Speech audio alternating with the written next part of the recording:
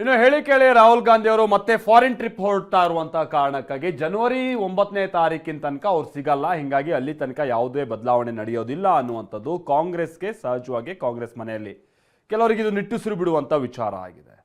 But ಇದೇ ಕುರ್ಚಿ ಕಿತ್ತಾಟದ ಬಗ್ಗೆ ಈಗ ಪ್ರತಿಕ್ರಿಯೆ ಕೊಡ್ತಾ ಇರುವಂತಹ ಹಳ್ಳಿ ಹಕ್ಕಿ ವಿಶ್ವನಾಥ್ ಕುಂತಿ ಮಕ್ಕಳಿಗೆ ರಾಜ್ಯ ಇಲ್ಲ ಅಂತ ಉರಿಯೋ ಬೆಂಕಿಗೆ ತುಪ್ಪ ಸುರಿಯೋ ಕೆಲಸ ಮಾಡಿದ್ದಾರೆ. ಮತ್ತೊಂದು ಕಡೆ ಡಿ ಕೆ ಶಿವಕುಮಾರ್ ಅವರು ತಮ್ಮ ಯಥಾವತ್ತಾದಂಥ ಪಕ್ಷನಿಷ್ಠೆ ವ್ಯಕ್ತಿನಿಷ್ಠೆ ಬೇಡ ಈ ರೀತಿಯಾದಂಥ ಡೈಲಾಗ್ಗಳನ್ನು ಬಹಳ ಗದರಿಸಿಯೇ ಇವತ್ತು ಹೇಳಿದ್ದಾರೆ.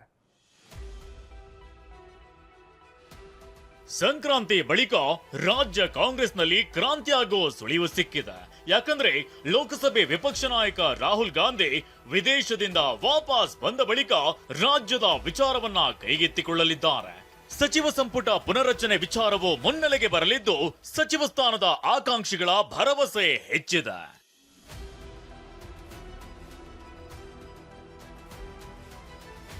ಹೀಗಾಗಿ ಸದ್ಯಕ್ಕಂತೂ ಸಿಎಂ ಕುರ್ಚಿ ಸೇಫ್. ಈ ನಡುವೆ ಪಟ್ಟದ ಫೈಟ್ಗೆ ಬ್ರೇಕ್ ಹಾಕಲು ಸಿಎಂ ಸಿದ್ದರಾಮಯ್ಯ ತಂತ್ರ ರೂಪಿಸುತ್ತಿದ್ದಾರೆ. ಡಿಸೆಂಬರ್ 3ರಂದು ಮಂಗಳೂರಿನಲ್ಲಿ ಭೇಟಿ, ನಿನ್ನೆ ನಿನ್ನೆಯ ಮಾತುಕತೆ ಬಳಿಕ ಡಿಸೆಂಬರ್ 30 ಹಾಗೂ 31ರಂದು ಕೇರಳಕ್ಕೆ ತೆರಳಲಿದ್ದಾರೆ. ಹೈಕಮಾಂಡ್ ಭೇಟಿ ಬಳಿಕ ಮುಖ್ಯಮಂತ್ರಿ ಸಿದ್ದರಾಮಯ್ಯ ಹೊಸ ತಂತ್ರ ಹೆಣೆಯುತ್ತಿದ್ದಾರೆ.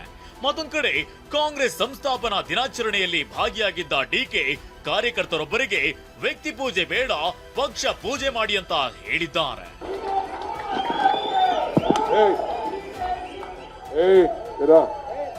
ಯಾವನೋ ವ್ಯಕ್ತಿ ಪೂಜೆ ಬಿಟ್ಬಿಟ್ಟು ಪಕ್ಷದ ಪೂಜೆ ಮಾಡ್ರು.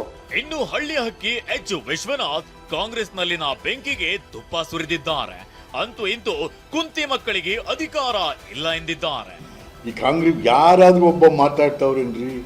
ಕಾಂಗ್ರೆಸ್ನವರು, ಹಳೆ ಕಾಂಗ್ರೆಸ್ನವರು ಒಳಗೆ ಕೊರಗ್ತಾವ್ರೆ. ಕಾಂಗ್ರೆಸ್ ಹೋಗ್ಬಿಡ್ತಲ್ಲ, ಕಾಂಗ್ರೆಸ್ ಹೋಗ್ಬಿಡ್ತು. ಎದ್ದಿನ ಧೈರ್ಯವಾಗಿ ಮಾತಾಡೋ ಗಂಡಿಸ್ತನ ಇರೋನು ಯಾವುದು? ಏನ್ರಿ ಬಂದಿರೋದು ನಿಮ್ಗೆ? ಅಂತೂ ಇಂತೂ ಕುಂತಿ ಮಕ್ಕಳಿಗೆ ರಾಜ್ಯ ಇಲ್ಲ ನಂಗಾಯ್ತು ಕತೆ. ಆದ್ರೆ ಕಾಂಗ್ರೆಸ್ ನಾಯಕರು ಹೈಕಮಾಂಡ್ ತೀರ್ಮಾನವೇ ಅಂತಿಮ ಅಂತಿದ್ದಾರೆ. ನಮ್ಮ ಹೈಕಮಾಂಡ್ ಗಮನಿಸುತ್ತೆ, ಸೆಲ್ಫ್ ಡಿಸಿಷನ್ಗಳಾಗ್ತವೆ.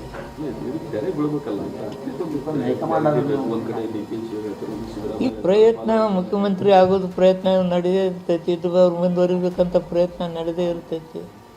ಆದ್ರೆ ಇದನ್ನೆಲ್ಲ ಹೈಕಮಾಂಡ್ ಗಮನಿಸ್ತಾರೆ. ನಮ್ಮ ಸಮರ್ಥ ನಾಯಕರಾದ ನಮ್ಮ ಗುಲ್ಬರ್ಗಾದ ನಮ್ಮ ಈ ಇಡೀ ರಾಜ್ಯದ ಎಷ್ಟು ವರ್ಷಗಳಿಂದ ಅವ್ರು ನೋಡಿಲ್ಲ. ಯಾರು ಏನು ಹೆಂಗೆ ಎಲ್ಲವೂ ಗೊತ್ತಿದೆ, ಸರಿ ಮಾಡ್ತಾರೆ. ಎಂತ ಯಾರು ಒಪಿನಿಯನ್ನು ಕೇಳಲ್ಲ. ಪಕ್ಷ ಮುಖ್ಯಮಂತ್ರಿಗಳು ನಮ್ಮ ಪಕ್ಷದ ಅಧ್ಯಕ್ಷರು ಅವರೇ ಕೂತ್ಕೊಂಡು ತೀರ್ಮಾನ ಮಾಡ್ತಾರೆ. ಎಲ್ಲ ಚೆನ್ನಾಗಿದೆ. ಈ ನಡುವೆ ನಿನ್ನೆ ಭವಿಷ್ಯ ನುಡಿದಿದ್ದ ಕೋಡಿಮಠದ ಶ್ರೀಗಳು ಇವತ್ತು ಹಾವೇರಿಯಲ್ಲಿ ಮಾತನಾಡಿದ್ದಾರೆ. ಬಜೆಟ್ ಆಗೋವರೆಗೆ ಸಿಎಂ ಕುರ್ಚಿಗೆ ಏನೂ ತೊಂದರೆ ಇಲ್ಲ, ಬಜೆಟ್ ಆದ್ಮೇಲೆ ಅವರಾಗೆ ಬಿಟ್ಟು ಕೊಟ್ರೆ ಬೇರೆಯವರಿಗೆ ಸಿಎಂ ಆಗುವ ಯೋಗವಿದೆ ಅಂತ ಹೇಳಿದ್ದಾರೆ. ಆರು ಕೆಟ್ಟರು ಆರು ಮತ ಕೆಡಲ್ಲ ಅಂತಾರೆ ಒಂದು ಗಾದಿ. ಪುರಾತನವಾದ ಮತ ಅದು, ಇವತ್ತಿಂದಲ್ಲ ಸಮಾಜ ಅದು. ಅಂಥ ಸಮಾಜಕ್ಕೊಂದು ಯೋಗ ಬಂದಿದೆ, ನೀವು ಬಿಡಿಸಿಕೊಳ್ಳೋದು ಕಷ್ಟ. ಅವರಾಗೆ ಬಿಟ್ಟರೆ ಯೋಗ ಇದೆ. ಬಡ್ಜೆಟ್ ಆಗೋರಿಗೆ ಏನು ತೊಂದರೆ ಇಲ್ಲ. ಬಡ್ಜೆಟ್ ಆದಮೇಲೆ ಅವರಾಗೆ ಬಿಟ್ಟರೆ ಬೇರೆಯವ್ರಿಗೆ ಅವಕಾಶ ಆಗ್ಬಹುದು. ಸಿಎಂ ಸಿದ್ದರಾಮಯ್ಯ ತವರು ಮೈಸೂರಿನಲ್ಲಿ ದಲಿತ ಸಿಎಂ ಕೂಗೆದ್ದಿದೆ. ಪರಮೇಶ್ವರ್ ಅವರನ್ನ ಸಿಎಂ ಮಾಡುವಂತೆ ದಲಿತ ಪರ ಸಂಘಟನೆಗಳು ಒತ್ತಾಯಿಸಿವೆ. ಮೈಸೂರಿನಲ್ಲಿ ದಲಿತ ಸಮಾವೇಶ ಮಾಡೋದಕ್ಕೂ ಸಿದ್ಧತೆ ನಡೆದಿದೆ. Bureau report, TV9.